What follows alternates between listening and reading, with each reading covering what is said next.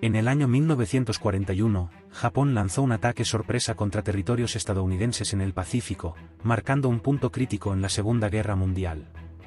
Este movimiento, respaldado por el emperador Hirohito, alineó a Japón con el eje, llevándolos a apoyar a Alemania e Italia en una postura beligerante. El resultado fue la derrota japonesa, destacada por las bombas atómicas en Hiroshima y Nagasaki, así como la entrada de las tropas soviéticas en el frente asiático. La Segunda Guerra Mundial transformó el ámbito publicitario, centrándose antes en la propaganda militar para elevar la moral y debilitar al enemigo.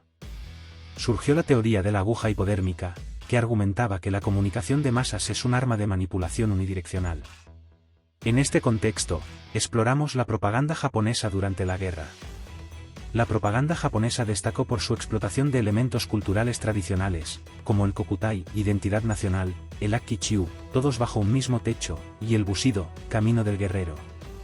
Estos elementos, arraigados en la cultura japonesa, fueron utilizados para exaltar la nación por encima de los enemigos y respaldar la iniciativa militar expansionista del gobierno y el emperador. Mediante cine, prensa, radio y entretenimiento, la propaganda se difundió, presentando la guerra como purificadora y la muerte como un deber hacia la nación. El kokutai resaltaba la superioridad japonesa, el akki-chiu buscaba unificar el mundo bajo el liderazgo japonés, y el bushido se manipulaba para justificar lealtad y sacrificio. La radio desempeñó un papel crucial con La Rosa de Tokio, transmitiendo en inglés para minar la moral estadounidense. La propaganda japonesa promovía el ensalzamiento nacional, el antioccidentalismo y el anticomunismo, culpando a los judíos del auge occidental. Esta ideología se enmarcaba en la Greater Asia Prosperity Sphere, justificando el expansionismo. Durante la guerra, Japón destacó por la calidad artística y el enfoque distintivo de sus carteles propagandísticos. A diferencia de otros, no buscaban prescribir comportamientos específicos, sino transmitir símbolos de orgullo nacional y compromiso inquebrantable. El análisis de la propaganda imperial japonesa revela su naturaleza diseñada para respaldar al gobierno, persuadir a países ocupados sobre los beneficios de la esfera de coprosperidad y contrarrestar las afirmaciones de atrocidades japonesas. Atacaba la cultura occidental, especialmente el mundo anglosajón, retratándolo como decadente y débil. La distribución de la propaganda abarcaba diversos medios, películas, revistas, periódicos, radio, libros, dibujos animados y educación. Los filmes, en particular, presentaban una vida colonial y a Japón como el salvador de Asia. La prensa y la radio respaldaban la guerra, mientras que los libros y la educación inculcaban valores patrióticos. La Rosa de Tokio, en la radio buscaba minar la moral estadounidense con información y música occidental.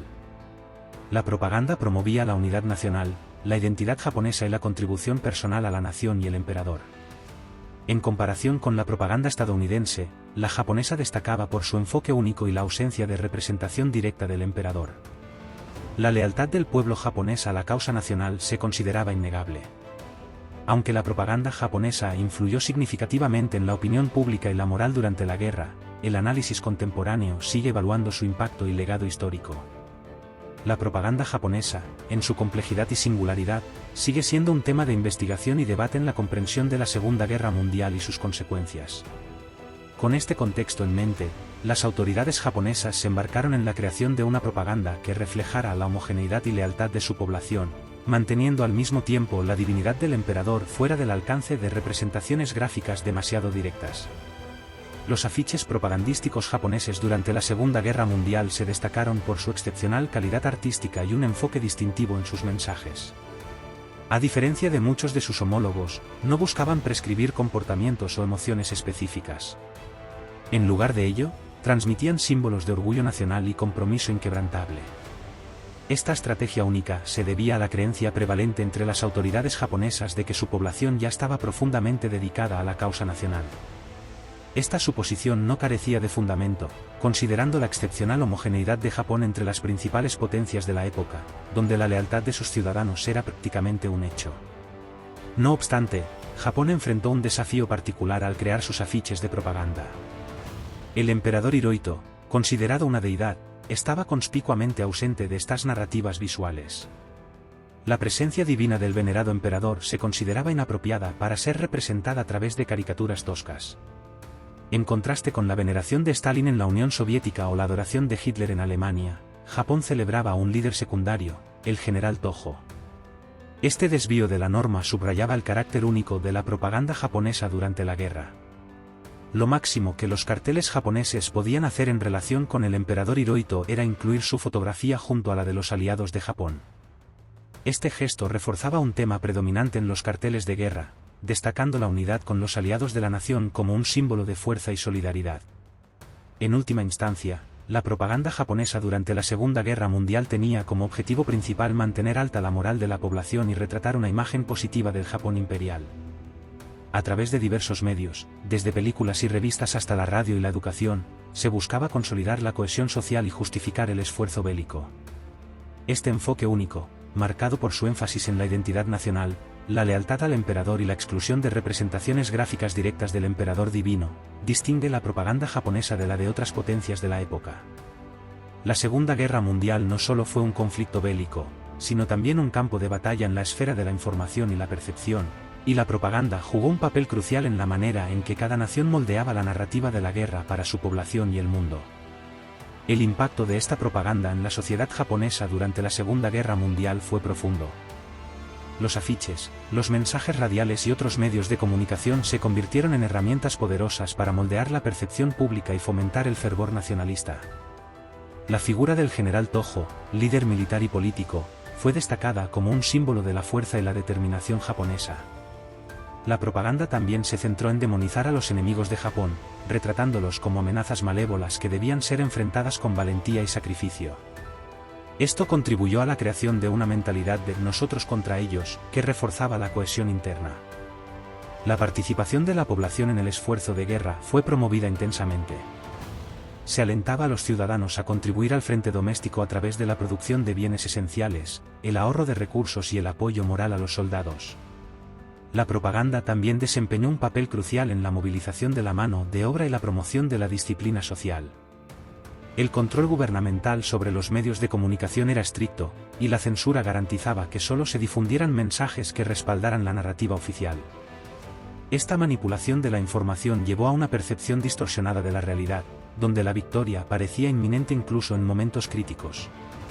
Sin embargo, a medida que la guerra avanzaba y las dificultades aumentaban, la efectividad de la propaganda comenzó a desvanecerse. Los bombardeos aliados, la escasez de recursos y las derrotas militares minaron la credibilidad de las narrativas propagandísticas.